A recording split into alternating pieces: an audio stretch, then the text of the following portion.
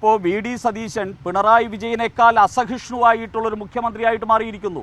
അദ്ദേഹത്തിൻ്റെ മുഖഭാവവും ശരീരഭാഷയും മുഴുവൻ ഒരു അസഹിഷ്ണുവായിട്ടുള്ള മുഖ്യമന്ത്രിയുടെ മുഖഭാവവും ശരീരഭാഷയുമായിട്ട് മാറിയിരിക്കുന്നു. പിണറായി വിജയനെ കടത്തി വെട്ടിയിരിക്കുകയാണ് അസഹിഷ്ണുതയുടെ കാര്യത്തിൽ വി ഡി സതീശൻ.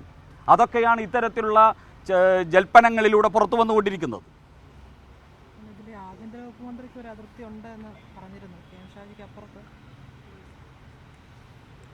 ഒരു ജനപ്രതിനിധിയുടെ അധികാരവും അവകാശവും അത് ചട്ടങ്ങൾ പ്രകാരം നടപ്പാക്കപ്പെടുന്ന സമയത്ത് ഒരു ആഭ്യന്തര വകുപ്പ് മന്ത്രിക്ക് അതിലെന്താ റോളുള്ളത്? ഇവിടുത്തെ ചട്ടങ്ങൾക്കും നിയമങ്ങൾക്കും അനുസരിച്ച് ഒരു ഉദ്യോഗസ്ഥ ഒരു ഉത്തരവിട്ടാൽ അതിൽ ആഭ്യന്തര വകുപ്പിന് എന്താണ് കാര്യം? മന്ത്രിക്ക് എന്താണ് കാര്യം? തദ്ദേശ വകുപ്പ് മന്ത്രിക്ക് എന്താണ് കാര്യം? ഇവിടുത്തെ സർക്കാരിൻ്റെ വർഗീയ നയം നടപ്പാക്കിയാലേ ഒരു ഉദ്യോഗസ്ഥന് ഇവിടെ ജീവിച്ചിരിക്കാൻ പറ്റൂ എന്നുള്ളതാണോ? ഇതെന്താ താലിബാൻ ഭരണമാണോ ഇവിടെ നടക്കുന്നത്? അതൊന്നും അംഗീകരിക്കാൻ ജനാധിപത്യ കേരളം തയ്യാറാവില്ല. ഇതിന് വലിയ ഉത്തരം നൽകേണ്ടി വരും ഈ ഭരണകൂടം. കൗൺസിൽ യോഗങ്ങളിൽ പങ്കെടുക്കാൻ എസ്കോർട്ട് പരോൾ നൽകണമെന്നൊരു ആവശ്യം ഉണ്ടായിരുന്നല്ലോ, അതിലൊക്കെ മനസ്സിലായില്ല. എസ്കോർട്ട് പരോൾ നൽകണം കൗൺസിൽ യോഗങ്ങളിൽ പങ്കെടുക്കാനേ, കൗൺസിലർക്ക് നൽകണമെന്ന് ആവശ്യം ഉണ്ടായിരുന്നല്ലോ.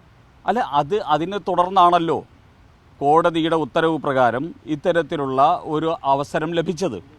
അപ്പോൾ എസ്കോർട്ട് പരോൾ നൽകി അതിൻ്റെ പേരിൽ അത് സുഗതൻ്റെ റിസ്കിൽ അവിടെ വന്നിട്ട് ഈ സത്യപ്രതിജ്ഞയും മറ്റു കാര്യങ്ങളൊക്കെ ചെയ്യുക, അതിൻ്റെ തുടർന്ന് കേരളത്തിൽ മുഴുവൻ കലാപം ഉണ്ടാക്കാൻ വേണ്ടി ചില ആൾക്കാർ ശ്രമിക്കുക, അത് വേറൊരു രീതിയിലുള്ള സംഘർഷത്തിലേക്കും നിയമ സംവിധാന തകർച്ചയിലേക്കും കാര്യങ്ങൾ പോകുമെന്നുള്ള റിസ്ക് ഫാക്ടർ ഉള്ളത് കൊണ്ടാണല്ലോ കോടതി ജയിലിനകത്ത് തന്നെ ഇതിനു വേണ്ടിയുള്ള സൗകര്യങ്ങൾ ഒരുക്കിയത്.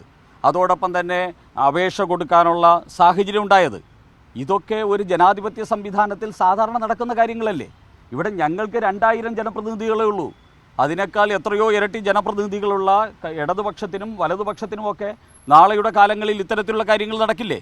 അപ്പോൾ ഞങ്ങളെ മാത്രം ഞങ്ങളുടെ ജനപ്രതിനിധികൾക്കെതിരെ ജനപ്രതിനിധികൾക്ക് അനുകൂലമായി നിയമപരമായിട്ട് ലഭിക്കുന്ന പരിരക്ഷ ലഭിക്കുമ്പോൾ അത് ഈ രീതിയിൽ ദുർവ്യാഖ്യാനം ചെയ്ത് ഇവിടുത്തെ ഉദ്യോഗസ്ഥന്മാരെ മുഴുവൻ വരുതിയിലാക്കാനും ഭീഷണിപ്പെടുത്താനും ഇവരുടെ വർഗീയ അജണ്ടയ്ക്ക് അനുസരിച്ച് നിന്നില്ലെങ്കിൽ ഉദ്യോഗസ്ഥന്മാർക്ക് കേരളത്തിൽ നിലനിൽപ്പില്ല എന്നുള്ള ഒരു ഭീഷണിയുടെ അന്തരീക്ഷമാണ് ഭരണകൂടം സൃഷ്ടിക്കുന്നത്. ഇപ്പോൾ വി ഡി സതീശൻ പിണറായി വിജയനേക്കാൾ അസഹിഷ്ണുവായിട്ടുള്ളൊരു മുഖ്യമന്ത്രിയായിട്ട് മാറിയിരിക്കുന്നു.